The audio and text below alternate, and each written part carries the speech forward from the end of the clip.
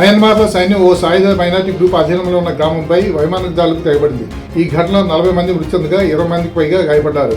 పశ్చిమ రఖైన్ రాష్ట్రంలోని రామ్లీ ద్వీపంలో అరకాన్ ఆర్మీ అధీనంలో ఉన్న గ్రామంపై జరిగిన దాడుల్లో వందలాది ఇళ్లు ధ్వంసం అయ్యాయి. 2021లో ప్రజాప్రభుత్వాన్ని గద్దెదించి అధికారం హస్తగతం చేసుకున్నప్పటి నుంచి సైన్యం పెద్ద ఎత్తున వైమానిక దాడులకు తెగబడుతుంది. పోర్న్ స్టార్ హష్మనీ వ్యవహారంలో అమెరికా కాబోయే అధ్యక్షుడు డొనాల్డ్ ట్రంప్ కు ఎదురు దెబ్బ తగిలింది. శిక్ష విధిస్తానంటూ న్యూయార్క్ న్యాయమూర్తి జారీ చేసిన ఆదేశాలను అడ్డుకోవాలంటూ ఆయన చేసిన అభ్యర్థనను సుప్రీంకోర్టు తోసిపుచ్చింది. హష్మనీ కేసులో న్యూయార్క్ కోర్టు జడ్జి ఈ రోజు శిక్షను ప్రకటించనున్నారు. శిక్ష ఖరారై శ్వేత సౌధంలోకి అడుగుపెట్టే తొలి అధ్యక్షుడిగా ట్రంప్ నిలిచే అవకాశం ఉంది.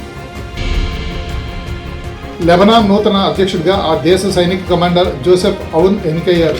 ఇజ్రాయెల్ హెజ్బుల్లా మధ్య 14 నెలల ఘర్షణకు ముగింపు పలుకుతూ కాల్పుల విరమణ కుదిరిన తర్వాత ఈ ఎన్నిక జరిగింది. 2022 నుండి లెబనాన్ అధ్యక్ష పదవి ఖాళీగా ఉంది. ఇజ్రాయెల్ హమాస్ మధ్య 15 నెలలుగా కొనసాగుతున్న పోరులో 46,000 మంది పాలస్తీనీయులు మృతి చెందారు. కాల్పుల విరమణ ఒప్పందం తర్వాత 13వ ప్రయత్నంలో జోసెఫ్ అవున్ అధ్యక్షుడిగా ఎన్నికయ్యారు.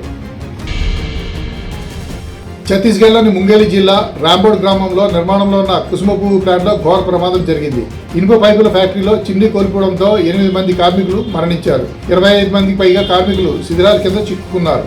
శిథిలాల్లో చిక్కుకున్న వారిని రక్షించేందుకు సహాయక చర్యలు కొనసాగుతున్నాయి. కర్మాగారంలో విస్తరణ పనులు హడావుడిగా జరుగుతున్నాయని, యంత్రాల నిర్వహణ పనులు సరిగా జరగకపోవడమే ప్రమాదానికి కారణమని కార్మికులు విమర్శిస్తున్నారు.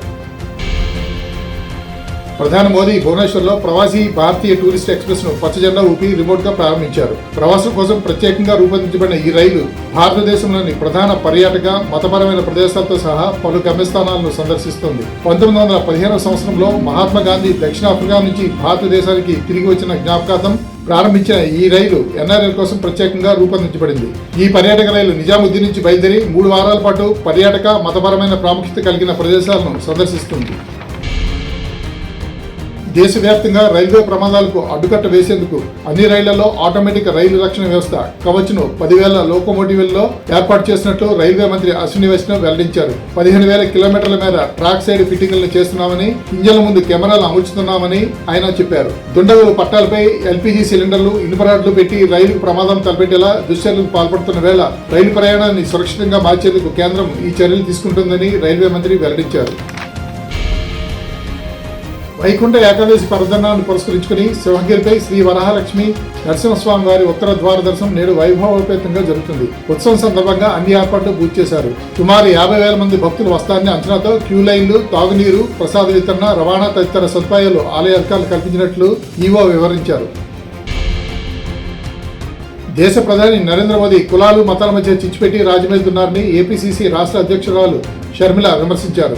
పార్లమెంట్లో సాక్షాత్ హోంశాఖ మంత్రి అమిత్ షా దాదాసాహెబ్ బిఆర్ అంబేద్కర్ పై అనుచితమైన వ్యాఖ్యలు దురదృష్టకరమని ఆవేదన వ్యక్తం చేశారు. రాష్ట్రంలో టీడీపీ సక్రమ సంబంధం బీజేపీతో చేస్తే వైఎస్ఆర్సీపీ పార్టీ అధ్యక్షుడు అక్రమ సంబంధం పెట్టుకుని రాష్ట్రాన్ని భ్రష్టు పట్టించారని ఆమె తెలిపారు. టీటీడీ ధర్మకర్తల మండలి అత్యవసర సమావేశాన్ని ఈ రోజు నిర్వహించనున్నారు. వైకుంఠ ద్వార సర్వదర్శనం టోకెన్ల జారీ వేళ చోటు చేసుకున్న తొక్కిసలాట ఘటనపై ఇందులో చర్చించనున్నారు. మృతుల కుటుంబాలకు పరిహారంపై తీర్మానం చేయనున్నారు. 3 టీటీడీ బోర్డు సభ్యుల బృందం చెక్కులు అందజేసే విషయంపై చర్చించనున్నారు. మృతుల గ్రామాలకు వెళ్లి వీటిని పంపిణీ చేసే విషయమై సమాలోచనలు చేయనున్నారు. ఫార్ములా ఈ రేస్ కేసులో బిఎల్ఎన్ రెడ్డి ఏసీబీ కార్యాలయంలో విచారణకు హాజరయ్యారు. రేస్ సమయంలో ఆయన హెచ్ఎండిఏ చీఫ్ ఇంజనీర్ గా ఉన్నారు. హెచ్ఎండిఏ ఖాతా నుంచి విదేశీ సంస్థకు నగదు బదిలీ వ్యవహారంపై ఏసీబీ ఆరా తీస్తుంది. ఈ కేసులో బిఎల్ఎన్ రెడ్డి A3గా ఉన్నారు. ఇప్పటికే మాజీ మంత్రి కేటీఆర్, ఐఏఎస్ అధికారి అరవింద్ కుమార్ ను ఏసీబీ అధికారులు విచారించారు. రాష్ట్ర ప్రభుత్వం నూతనంగా రూపొందించిన భూభారతి బిల్లుకు గవర్నర్ జిష్ణుదేవ్ వర్మ ఆమోదం తెలిపారు. ఈ మేరకు రాష్ట్ర ప్రభుత్వం గెజిట్ నోటిఫికేషన్ జారీ చేసింది. గత నెలలో ఈ బిల్లును శాసనసభ, శాసన మండలి పచ్చజెండా ఊపాయి. డిసెంబర్ 31న బిల్లును గవర్నర్ ఆమోదంకు పంపగా పరిశీలన అనంతరం తాజాగా ఆయన ఆమోద ముద్ర వేశారు. దీంతో కొత్త రెవెన్యూ చట్టం రూపుదాల్చింది. చట్టం ప్రతులను సచివాలయంలో రెవెన్యూ శాఖ ముఖ్య కార్యదర్శి నవీన్ మిత్తల్ ఆ శాఖ మంత్రి పొంగులేటి శ్రీనివాసరెడ్డికి అందజేశారు. తెలంగాణలోని సూర్యాపేట జిల్లా చివ్వేముల మండలం ఐరాపురం వద్ద రోడ్డు ప్రమాదం జరిగింది. ఈ ప్రమాదంలో ఒడిశాలోని రాయగడ ప్రాంతానికి చెందిన 5గురు మృతి చెందారు. ఆగి ఉన్న లారీని ప్రైవేటు బస్సు ఢీకొనడంతో ఈ ప్రమాదం జరిగింది. ఘటనా స్థలంలోనే 4 మరణించగా ఆసుపత్రిలో చికిత్స పొందుతూ మరొకరు చనిపోయారు. 16 మంది కూలీలకు గాయాలయ్యాయి. సమాచారం అందుకున్న పోలీసులు ఘటనాస్థలికి చేరుకుని సహాయక చర్యలు చేపట్టారు.